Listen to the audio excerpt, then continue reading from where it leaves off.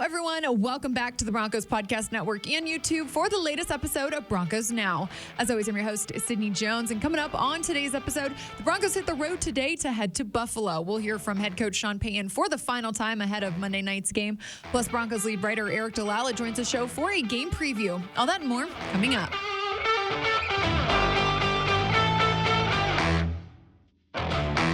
Broncos hit the road today to head to Buffalo as they're set to face the Bills on Monday Night Football. And we heard from head coach Sean Payton for the final time this week as he detailed the matchup.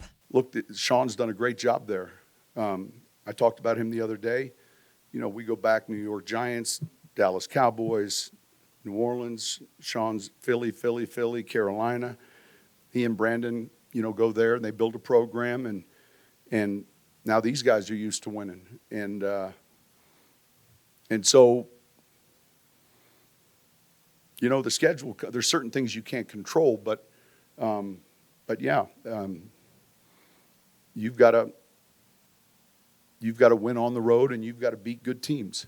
He went on to talk about what the team's travel plan is for the weekend. Well, it's the first time for me ever really working out the west to east. I would say this, historically speaking, when I coached on the Eastern time zone or Central time zone, there were like three teams maybe: Seattle, San Francisco, Chargers, Raiders. You know, where we'd go Friday night, but you know, you really gained sleep when you made that trip. The challenge when you went west was always the next week. You got home, you know, right? So I think when we looked at this itinerary at the start of the season, we felt, you know, get out there, get rest. Tomorrow morning meetings, just like we would here Saturday. We'll get a half-hour walk through. And then anytime you play Monday night, you know, Sunday night's different because there's a bunch of games on.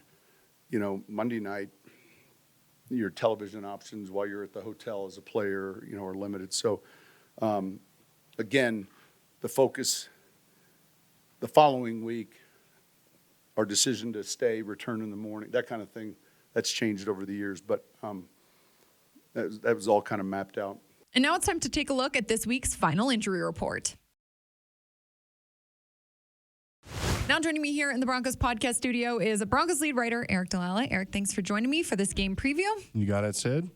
Broncos are back in prime time on Monday night, just their second primetime game of the season. And I know a lot of players talked about it this week. I think they're all excited to be under the big lights again. Yeah, absolutely. You know, guys talked about how this is when you want to play your best. You obviously know you're playing in front of your peers, in front of the nation. Sean Payton talked about it and said basically the competitor in you wants to play in front of a lot of people, and this will give the Broncos the chance to do that, to kind of show the country what they're all about and hopefully go out and get a big win over the Buffalo Bills. Yeah, back-to-back primetime games for the Broncos, so that'll be fun the next 2 weeks. Eric, I feel like the Broncos are underdogs heading into this game, but you know, I think it's going to be a lot closer of a game than a lot of people think. You know, the Bills are only 5-4. That's only two more wins than the Broncos have this season, and you know, not to mention the Broncos are coming off their bye week. They're really healthy too. Yeah, that's a good point, Sid. I think that you know, it is a tough place to play, and so that definitely factors into it. And the Bills have been a perennial playoff team, and so that's kind of why they're seen in that contender class of the AFC right now. And I think the Broncos would tell you that they've got to go out and prove that they belong in that class at 3-5. They've got to continue to stack wins. But again, any given Sunday, any given Monday in this case, I think the Broncos believe that they can play with the Bills. I think they've shown the last 2 weeks that if they play that way, they can play with anybody in the NFL. Certainly if you hold the Chiefs to 9 points, I think you're capable of stacking up against any offense in this league. And then the way the Broncos controlled the game against Kansas City, if they can do the same thing in Buffalo, they should give themselves a good chance to win this football game. And yeah, they're not necessarily going to be favored, and the experts are going to pick Buffalo to win this football game. Right. But it doesn't really matter if you go out there and you play your type of football and you continue to believe in what you're doing and you play kind of the same way we've seen. That's going to help you be in position to get a win. And I think it was Cortland Sutton this week who said this a few weeks ago, hey, nobody believes in us. We understand that. Right. That's okay. And he said this week, people still don't believe in us, and he understands that's going to be the case until the Broncos prove what they're all about. And Mike McGlinchey said with a win this week, you change a lot of people's minds about what the Broncos are this year and who they can be. And so it doesn't really matter who's favored or who's picked. It matters what happens out there on the field. I think the Broncos are ready to go and ready to, like you said, make this a competitive game, a close game, and see if they can pull it out. Yeah. Like you said, it won't be, an easy task. Of course, we heard head coach Sean Payton talk about Josh Allen this week and that offense. He said Josh, deserves all the respect that he has in this league. Eric, from what you've seen from Josh Allen, what makes him so difficult to face? Yeah, he's a physical specimen. That's part of it. He makes throws that not a lot of people can make, and he tries throws that not a lot of people dare attempt. And so that's part of it. And then you add in him as a runner. He gets people going with his ability to run the football. He'll shrug off tacklers. He'll make big plays. He'll put his shoulder down. So those are all elements that make him really good. He's that kind of that gunslinger type quarterback. And saw a stat this week said no quarterback in NFL history has a better win percentage following a loss than Josh Allen. And so he has found a way to respond. That obviously speaks to the challenge that the Broncos face this week in Buffalo. But he's a heck of a player, and certainly Broncos are going to have to, contain him in the pocket, make sure that they take advantage of their opportunities. Every once in a while he'll give you a chance to make a play to get an interception. Got to take advantage of those opportunities, and just hope that you can make enough plays to keep up with this offense. I think there's no doubt that the matchup to watch this weekend or on Monday night, will be Pat Surtain versus Stephon Diggs. So what do you think about that matchup, and how do you think Pat will fare going up against Diggs? He's a guy that is a really good receiver, a bunch of 100-yard games already this year. He's kind of that lifeblood of their offense. He's a fiery player, demands the football. That's what you want out of your number one receiver, and he's Definitely. Got the ability to make that big play. It'll be one of the bigger tests, I think, of Pat Surtain's career.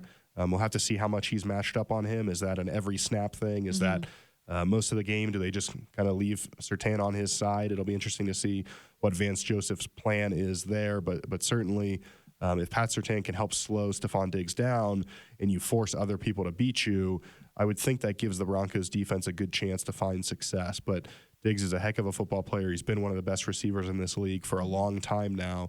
And Surtain will have his hands full. And maybe he got some tips in college. I know he was good friends with Stephon's younger brother, his Trayvon. brother. So yeah. Maybe he maybe he calls him up this week. Yeah, maybe he's got some inside intel. But yeah, it'll be a big test, and that'll be a fun one to watch. Definitely. Well, Eric, of course, one of the main conversations this week is reuniting with Von Miller. It'll be the first time he faces his former team here with the Broncos. And I know a lot of the players in the locker room this week talked about how excited they are just to see him.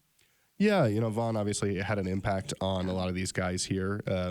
Great mentor, great player in this franchise's history. Russell Wilson talked about him as a future Hall of Famer, one of the best defensive players in the history of the league.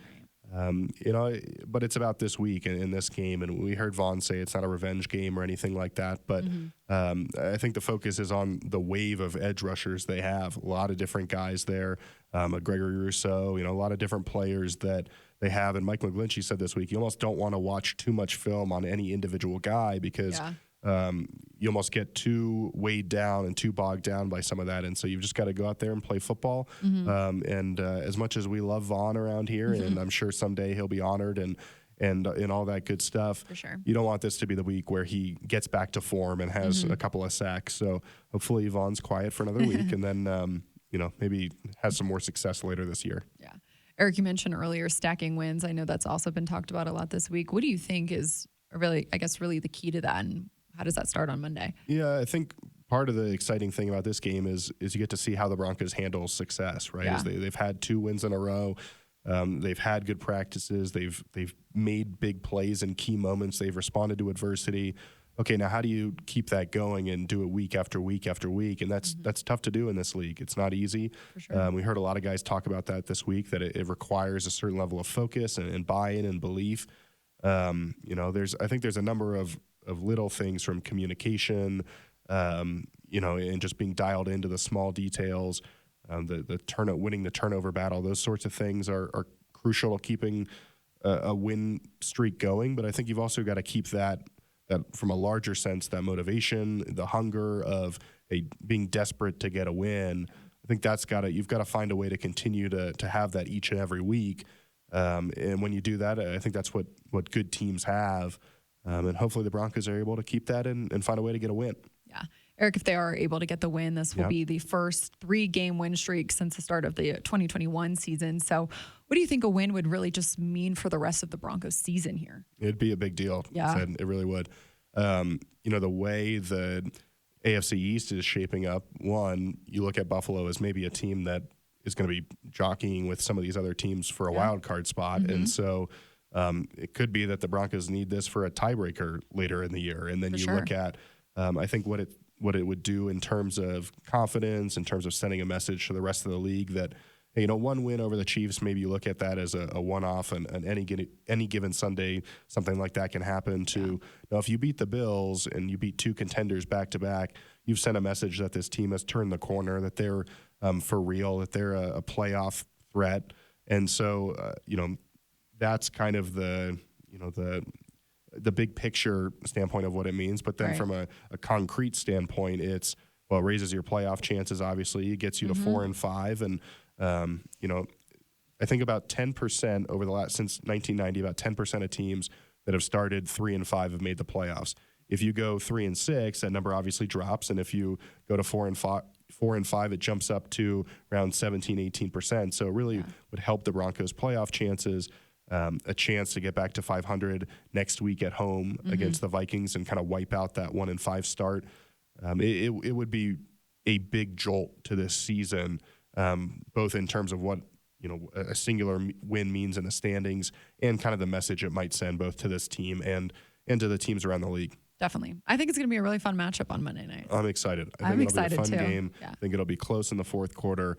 A place will be rocking. They know how to tailgate and get ready for a game out there. So I've only seen it in the preseason. So this will be it's a little my bit first different. regular season game there. It will be fun, and we'll both be there, Eric. Yes, we will. Yeah. Well, appreciate you joining the show today. You got it, Sid. Well, that's going to do it for today's episode of Broncos Now. Broncos Country, thanks so much for tuning in. Since the game is on a Monday night, I'll meet you right back here on the Broncos Podcast Network and YouTube on Tuesday following the game. I'll see you all then.